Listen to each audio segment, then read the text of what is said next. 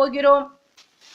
ஸ்ரீராமனின் பட்டாபிஷேகம் நடந்து முடிந்த பின்பு ஒரு நாள் இமயமலை சாரலில் ஒரு சிகரத்தின் மீது ஏறி நடந்து கொண்டிருந்தார் வால்மீகி.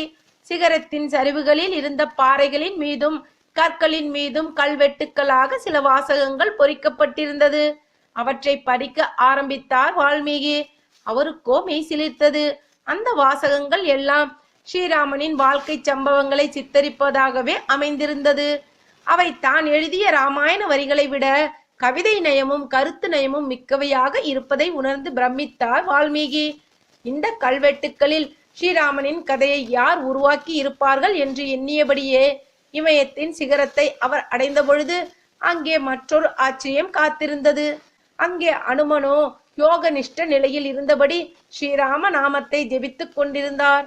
அவருடைய யோக நிஷ்டையை கலைக்க விரும்பாத வால்மீகி மகரிஷி தானும் ராமநாமம் ஜெபிக்க